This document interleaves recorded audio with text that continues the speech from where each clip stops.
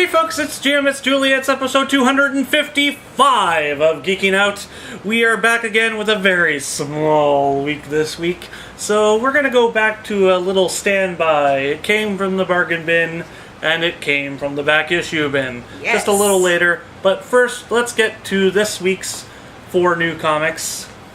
Up first on the chopping block is Wolverine in the Flesh. Ah, I see what you did there. I thought that you'd... Da-dunch. Yeah, I thought you'd appreciate it. Oh, This so one, bad. This one really cut me up.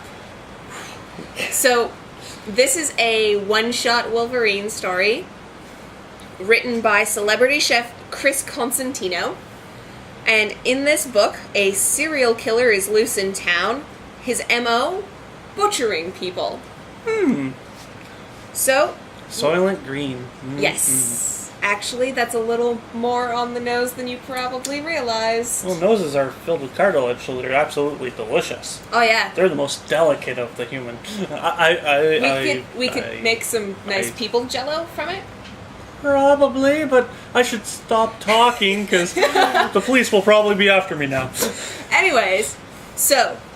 Logan, of course, ends up on the case, and when he learns of the murderer's MO of butchering people, there's only one option for him, and that's to bring his buddy Chris, who we don't know how they know each other or why Chris's wife and son are on first name basis with Logan. We don't know anything like that.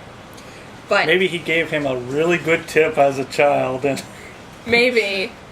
But Logan brings Chris in for his professional opinion because nobody in the city is better with a knife than Chef Chris. well, then wouldn't he be the first suspect? You would think so. However, thankfully, this guy's a little sloppy. They're able to deduce some things from the corpses and carry on with the investigation. And, yeah... It's terrible. I have to be honest, this story is very contrived. That said, I would have liked to see this in a 2 or 3 part miniseries, so that some of the things that I had questions about, So you want to spread the pain out? No, I want to give more time so that we can develop characters and get to know them, so that we can understand why Logan feels comfortable enough with somebody who's not a superhero or not a mutant and has no superpowers whatsoever. Why is Logan teaming up with him? Come along, Chef, we're going to go into this superpowered situation and you're going to be a hero. Yeah. Meanwhile, he's dead. Yeah, I would have liked more so that we could get more from the story. So that we could have a chance to hate the villain and have a chance to cheer when everything ends up. I wanted a little more from the story.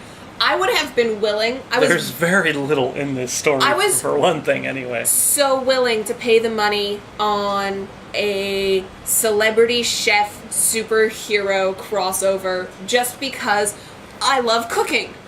I love everything that happens in a kitchen. I have a lot of experience. I've spent a lot of time watching celebrity chefs.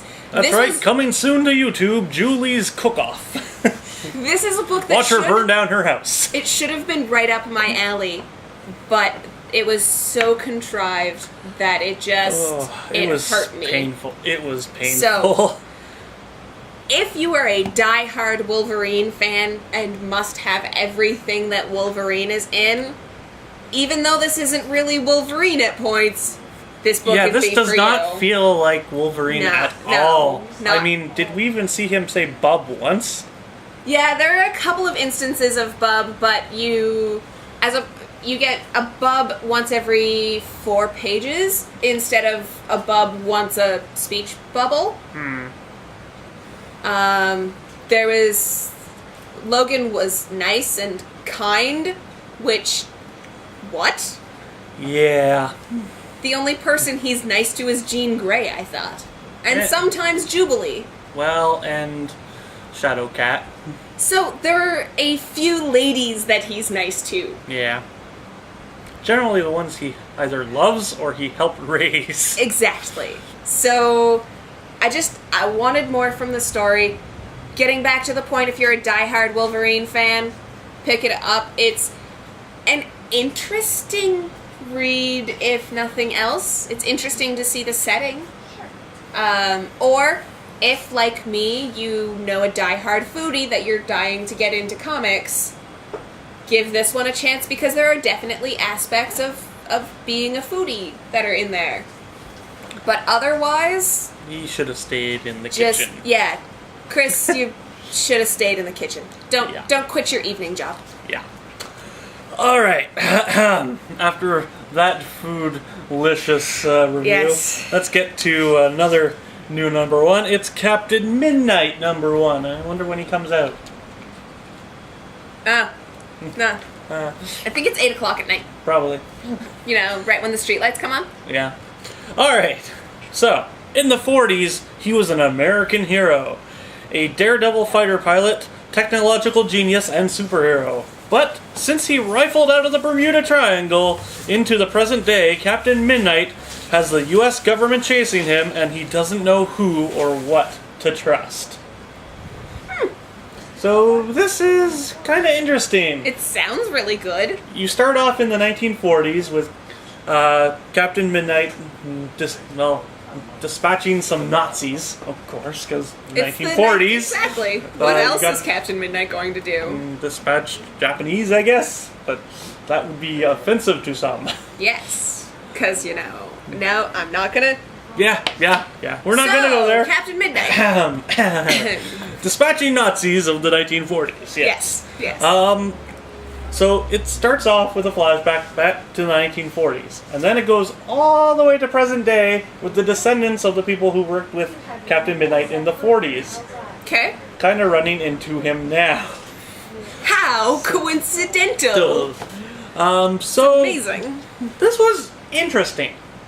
I always like a good time paradox style story, and considering where this is setting up to go, with Captain Midnight kind of having these secret places where he hides things when he's bouncing along through time. So he's literally like building a plane with futuristic parts. Wow. So I like the concept here. So wait, he is able to move between two time frames? Yep. That's not awkward at all. No, it obviously cannot end in horrible things happening. Nothing like some sort of Nazi evil mastermind coming through to the future. Nothing can possibly go wrong. That's the first thing that's gone wrong. All right. Okay. So this was fun. It wasn't terrible. The art was really, really nice, and it's got a very interesting heroic dynamic to it. And I liked the time element that they're placing into this book. It's actually a lot of fun, and it gives it just a little bit of that edge that a superhero style book needs. Nice. So check it out if you want to try something a little different that really goes for the gusto when it comes to time travel and implementing it properly. Nice. Alright, next up for me is a first for me. This is Simpsons Illustrated number 7. So this book was composed of 4 short stories, and in the first one is called Ned the Simpson. Homer and Ned go on a reality TV show where they redecorate each other's homes and eventually themselves. And that can't possibly go wrong. Not at all. Wait, that's the second thing that's gone wrong. In the second short, entitled Lisa Goes to Camp, Lisa... I wonder what she does. She saves the world. Oh, okay. After Lisa's refusal to be on the reality TV show, she is shipped off to summer camp for super smart kids. And it seems to be everything she ever hoped and dreamed of. Funny thing about that. It's amazing for her, and she loves it. Right up until she meets a bully by the name of Gold Star. and it becomes apparent that she has work to do if she'd like to protect Earth and our water. The third one is Bart in the Utter Bomber. Bart has a plan to catapult water balloons to space, but everything goes wrong when Lisa tries to teach him the science of it. Ooh. Yes. And last but certainly not least is Dial M for Milhouse. And in this one, I wonder what that's parodying. couldn't tell you. No idea. None. Possibly be Dial M for murder or anything. No, that would be silly. I was leaning more towards the current running Dial H from DC Comics. Yes. Could be. As, after the Brotherhood of Bullies attacks Invention Con, Milhouse, The Brotherhood of Bullies.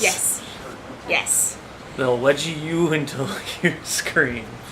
Milhouse, aka Houseboy, comes into possession of a cell phone-sized and shaped DNA randomizer. And nothing can possibly go wrong. And after he presses the redial button and gains super speed, becoming Flasher Dasher. That just sounds like a terrible porn name. What's hilarious is Flasher Dasher somehow coincidentally looks exactly like the very first The Flash. I'm drawing a blank right now. It's not Barry. He's currently hanging out in Earth 2, but I've lost it. It's gone completely, unfortunately. I can't remember now either. So, after the power goes to Milhouse's head, it's up to Bartman to save his best friend. Bartman! I have to admit, I was not expecting a whole lot. It's usually pretty funny with the Simpsons comics. I really enjoyed it. I spent about a half an hour reading this, so it felt exactly like I had watched an episode of The Simpsons. It was fantastic. So, to all you parents out there, or aunts and uncles, or friends, if you know somebody who hates reading but loves The Simpsons, I strongly recommend that you pick up Simpsons comic books for them, because it feels exactly like you're watching an episode. So, yeah. And for all of you out there who don't know somebody who doesn't like reading but loves The Simpsons, who loves The Simpsons, check it out, because it's so much fun. Alright. Next up, we have... Oh boy, more time travel and everything. It's Collider #1 from Vertigo. And it started small. Temporary gravity failures, time reversal, loops, and entropy reversals. So a new government agency was formed, the Federal Bureau of Physics. That doesn't come down to a nice anachronism at all. Yeah. Now... FBP? They're just... now... Things are getting worse, and it's up to Special Agent Adam Hardy and his team to figure out what's wrong before it's too late. Sounds good. It's interesting. Very interesting plot. The art's all over the place, though. I will say that. I did... Well, I suppose that's acceptable, since they are, bouncing around in time and space. And gravity. Yeah, all that fly. stuff. But, I still had fun with it. It wasn't great. They could have done a lot more with the premise. That is for sure. But with how the book ends and what you see on the final panel, it's just like, oh crap.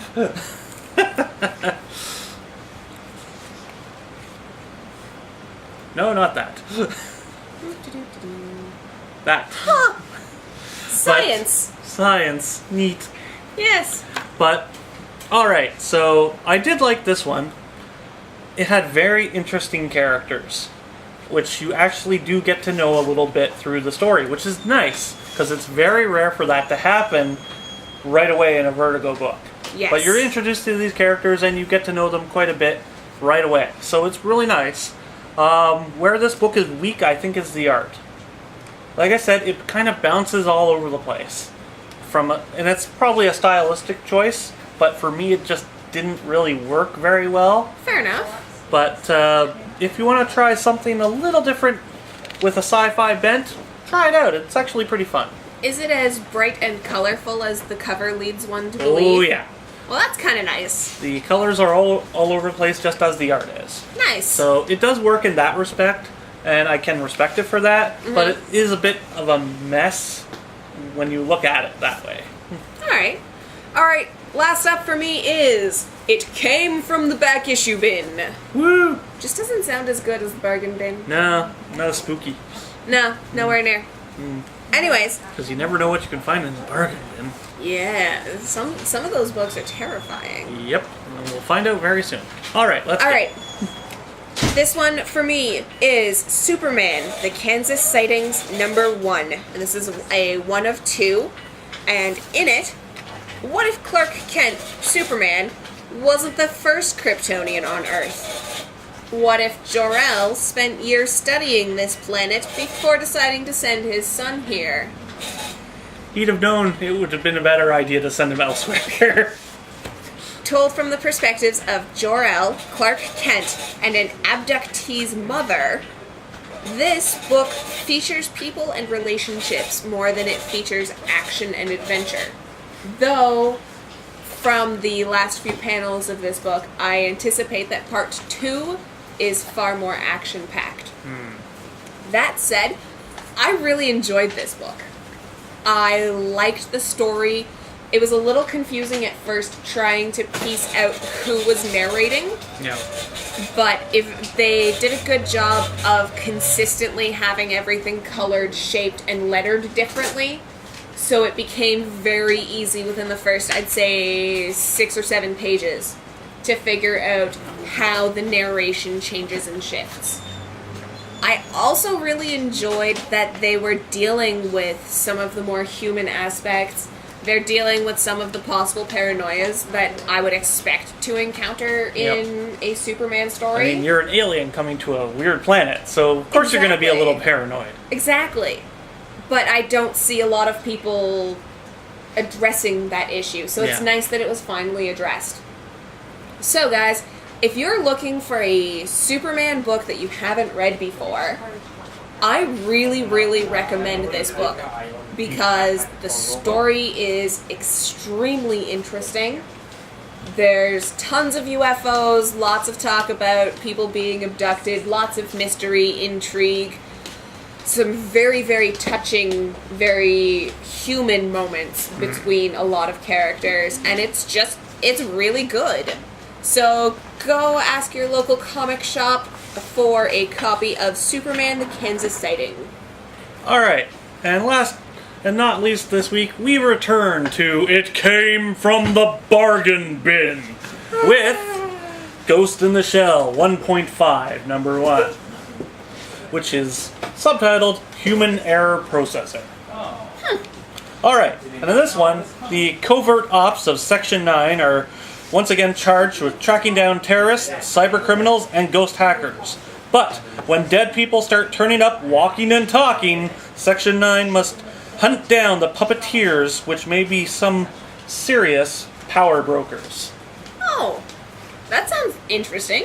Alright, so this is a lot more techno-babble than most people will be used to in any comic or manga for that matter. If you are a fan of Ghost in the Shell, you are absolutely going to love this book. Right. It is simply beautiful to look at scenes, and though Shiro does get simplistic at times as well, it just looks really nice at points as well. So, if you're a fan of Ghost in the Shell, you're going to want to read this because it leads into everything that you know about these characters. Oh, neat. And it also really goes back and forth with the continuity and such. So I only had one beef, and that was that the first 3 pages are very beautifully colored and drawn, and the rest of the book is all black and white. Stylistic choice toned. that Shiro makes when he draws his manga. It's just not for me, so I'm giving a heads up that perhaps other people may feel the same way. Yeah, it's generally done with pretty much every manga. in that a few pages will be color and the rest will be black and white. There are very, very few, if any, full color mangas, and I only know of a couple that are full color. I'd prefer all in black and white than the tees. Yeah. But if you're a Ghost in the Shell fan, this is well worth checking out, and at $1 here, you can't go wrong. Exactly. So check it out. It's a lot of fun, especially if you're a Ghost in the Shell fan. And that one too. Really, really strongly recommend. Alright, so that brings us to the close of another exciting episode. We will see you next week. Have a good one.